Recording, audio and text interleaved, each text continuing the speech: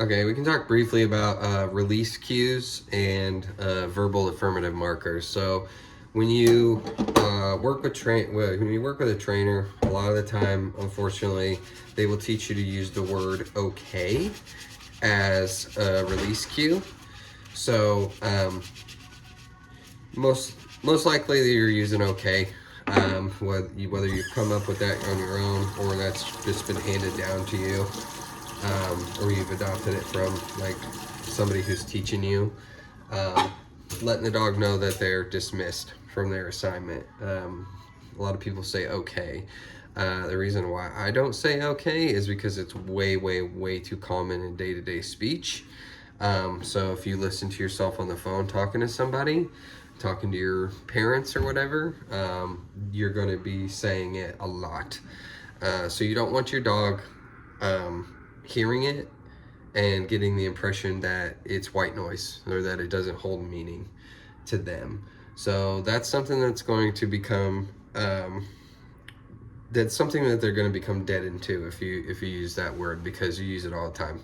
It's just natural in our day-to-day speech, in our vocabulary. So some people will use free dog. Some people are familiar with free dog, free, um, dismissed, less common, all done. That's what I do with all my students. All done. I use the ASL sign, the visual cue, and the verbal, like all done, to let them know, okay, you are now free to do what you want. Um, and you don't have to maintain the behavior that I was asking for and rewarding you for. And then as far as a verbal affirmative marker, that's the most common one that people are taught to use, once again, is yes. Again, really common, a little more formal. We say yeah a lot, but like if you talk to an automated system, like if you're interacting with an automated system on the phone, like the pharmacy, or like, I don't know, delivery, like package delivery service, whatever it is, to confirm, a lot of the time they'll ask you to say yes or press one. So you can definitely press one.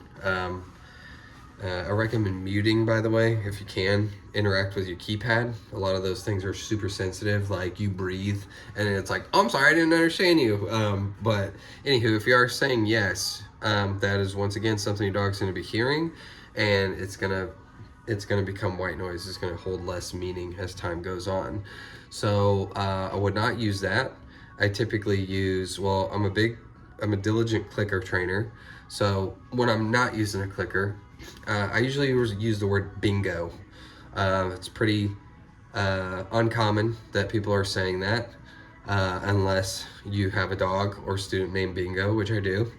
It's an English cream golden retriever. So in his case, I don't use that word as a verbal affirmative marker.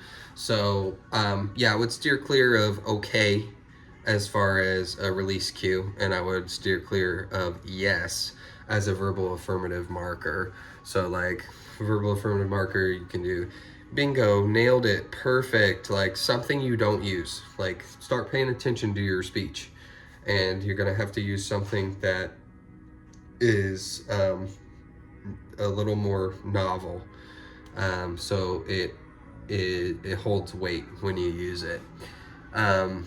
But in terms of, like, we'll take a pit stop real briefly before like I adjourn this video. When you're working on stay, for example, or you're doing like place work, so like settle on mat or targeting, which it's always a good idea to use targeting before, like to use a settle or a place behavior before moving on to like a spontaneous stay cue wherever your dog is. So grass, linoleum, like wood, whatever. It's a good idea to do that targeting, that place work first, because your dog can be more successful when they know where they're expected to be. There's less guesswork involved with that because they know what the target is. And then you can move on from that once that's more reliable. When you work on a stay, um, I will tell you the two things like that are going to help you increase duration definitely, but what we call the 3Ds in training. There's criteria called the 3Ds. So that's duration, duration, distraction, and distance where applicable. So it's like, okay, my dog can do this behavior in a vacuum. Great, let me start proofing it.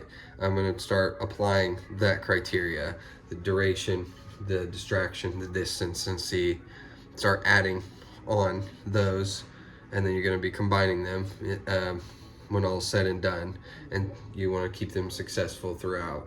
So if your dog is getting up repeatedly from an assigned position or like a stay, then you need to what's going to help you is going to be your rate of reinforcement. So food reinforcers periodically, how often you're giving those.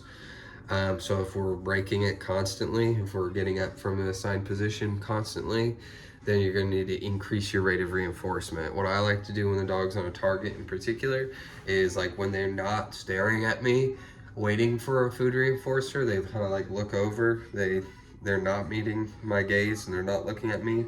That's where I will really inconspicuously as possible toss the treat down on their mat, so the food reinforcer materializes on that mat, and they say, "Oh, magic mat," and they think that that target is yielding them food reinforcers, so they're more likely to remain on there, and they're less likely to rely on you to tell them, like, "Hey, continue remaining there."